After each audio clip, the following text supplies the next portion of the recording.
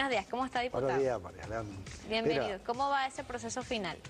bueno, fíjate, ahorita estamos ya en la etapa de recopilación de todo lo que fueron las propuestas, del ensamblaje, de la redacción, de culminar los estudios económicos y por supuesto del intercambio que le hacemos al presidente de la República, que es el que va a asumir en definitiva la responsabilidad.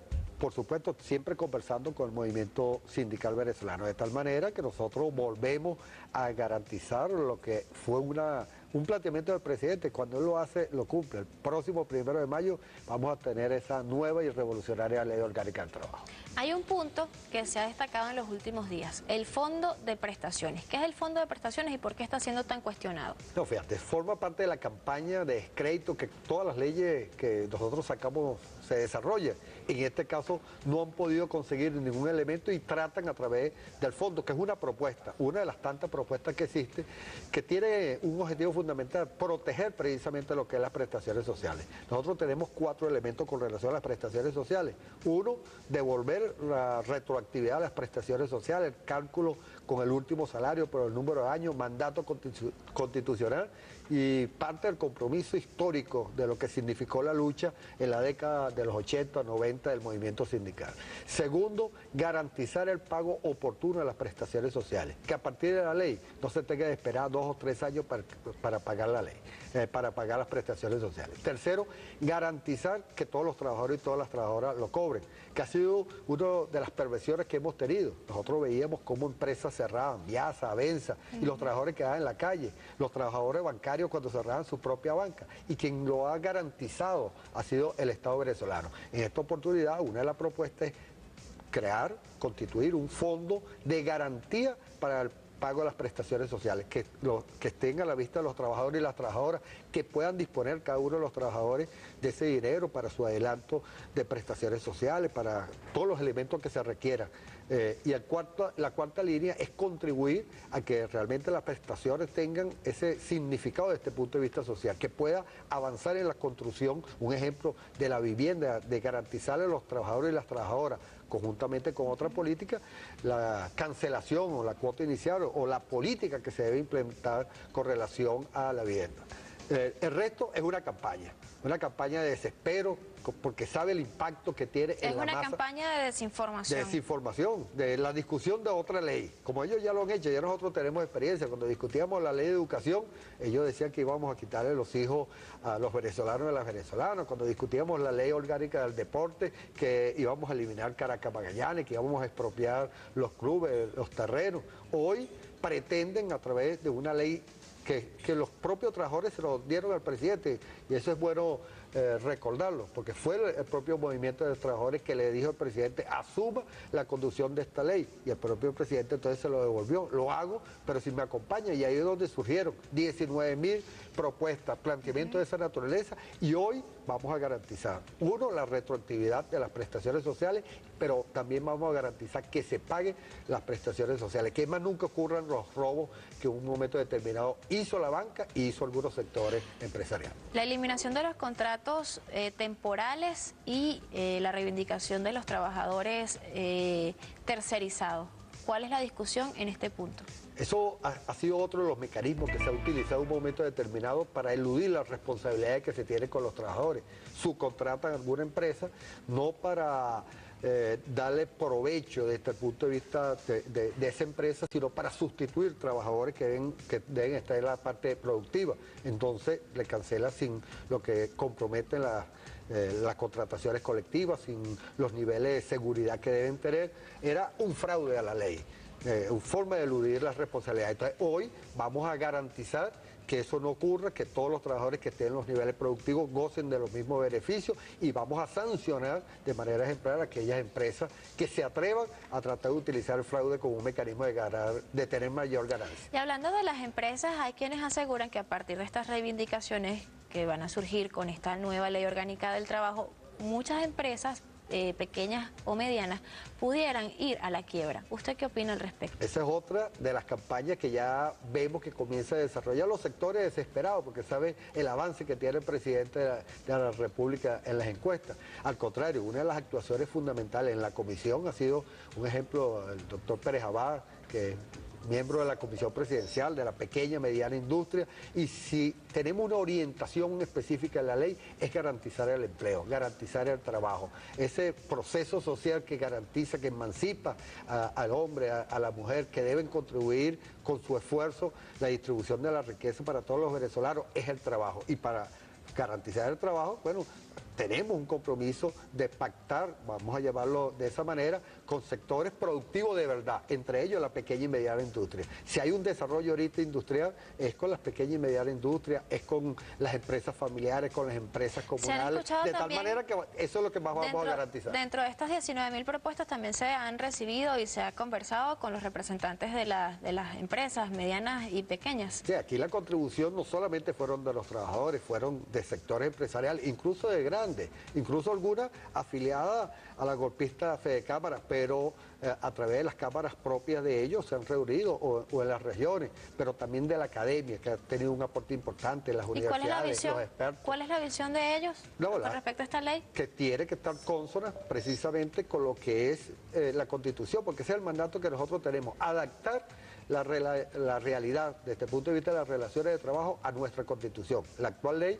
es una ley preconstitucional que servía para la flexibilización laboral, que servía para abaratar el despido, que servía para la explotación del hombre y la mujer. Y en estos instantes estamos emancipando el hombre, emancipando a la mujer, el trabajo con una forma productiva y, bueno, en definitiva, vamos a ver lo que fue el concurso de ese gran debate, porque es una ley hecha, construida y defendida por los trabajadores y las trabajadoras. Y vamos a ver ahora qué opinan los hombres y las mujeres que consultamos en la calle sobre esta nueva ley orgánica del trabajo.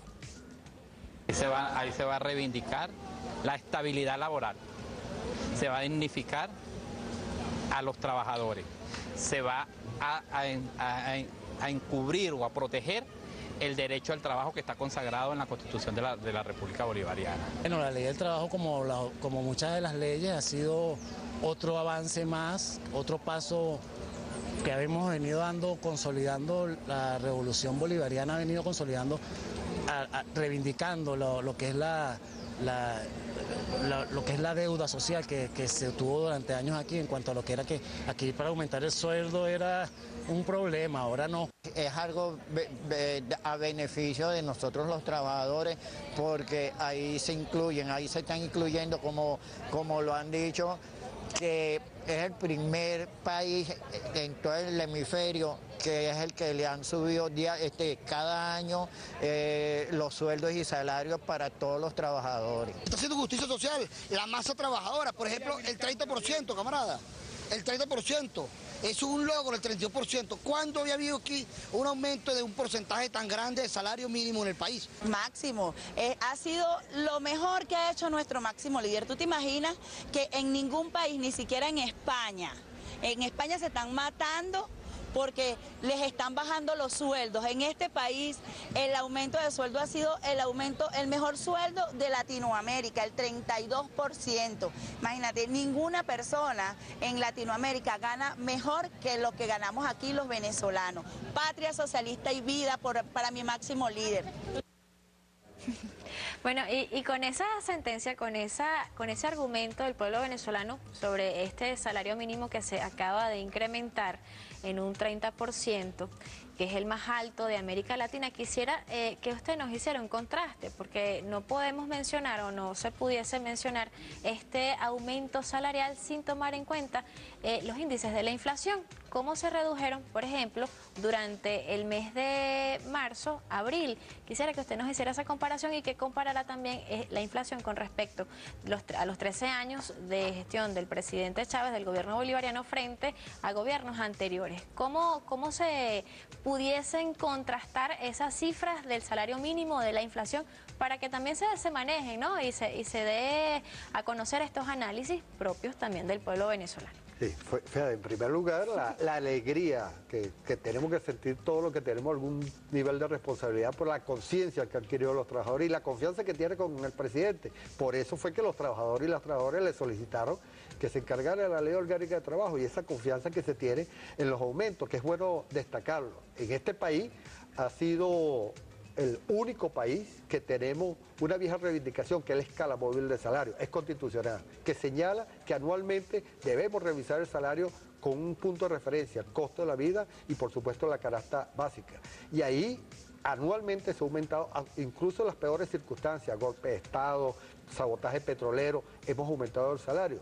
Y hemos visto una campaña que tiene que ver con que no hacemos nada con aumentar el salario si aumenta la inflación. Y hemos demostrado, y lo vamos a seguir demostrando, que ese contraste no es así en comparación con lo que era la Cuarta República y mucho menos con las políticas que se está implementando. Porque eso está unido a la defensa del salario, con la ley de protección al salario, a costo y precio justo, es parte de esa política. Y uno de los ejemplos que nosotros queríamos señalar, no sé por qué acá, pero vamos a señalarlo aquí, es cómo se ha movido precisamente el aumento de salario, ¿no? Que yo creo que es un elemento bien importante para hacer el contraste de eso.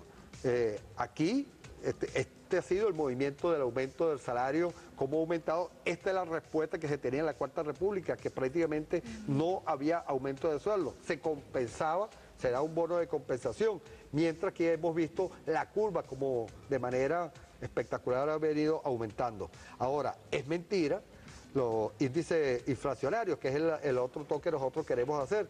Con el periodo de Carlos Andrés, el aumento del costo de la vida fue de un 45.3 promedio. En la época de Caldera un 59.6. El promedio que tenemos con el presidente es 24.6. O sea, hemos recuperado los trabajadores y las trabajadoras. Y si lo unimos esto con la política que se acaba de implementar, de control de precios, que ha hecho que enero, febrero y marzo tengamos el índice inflacionario menor y vamos a lograr las metas que nos hemos trazado, bueno, es una inmensa recuperación de lo que es el salario. Y tenemos que hacer contraste con el mundo, como lo señalaban los que se entrevistaron. En España, de un 5% el desempleo llegó a más del 20%. Aquí acabamos de disminuir y vamos a romper el piso con la misión Saber y Trabajo. Se congelan los salarios y se cambia salario por empleo. Aquí damos estabilidad, en la ley orgánica vamos a garantizar la estabilidad absoluta, pero además de eso también aumentamos los salarios. Mientras ya disminuye la seguridad social, aquí la mejoramos. El contraste de dos sistemas. El sistema donde el ser humano es el que tiene valor, el sistema socialista, y allá el de los empresarios. Ese es el contraste. Nos queda muy poquito tiempo y no puedo dejar de preguntarle qué falta para terminar esta ley orgánica del trabajo. ¿Cuáles son los puntos que son necesarios terminar de precisar? Faltan ya los detalles de articulación, de ensamblaje, de verificación, de revisión y por supuesto la aprobación definitiva del presidente de la República, que es quien tiene la responsabilidad de poner la firma. Pero ya hay un material trabajado, estamos terminando de ensamblar, el presidente ha hecho unas evaluaciones periódicas de lo que ha sido ese trabajo y esperamos única y exclusivamente el 1 de mayo para tener esa nueva y revolucionaria ley orgánica de trabajo que va a dar traste a lo que fue años de lucha del movimiento sindical, que con su esfuerzo hoy vamos a tener esa reivindicación más importante, la patria libre, la patria soberana y sobre todo el papel de los trabajadores protagónicos en la construcción de esta nueva sociedad. Muchísimas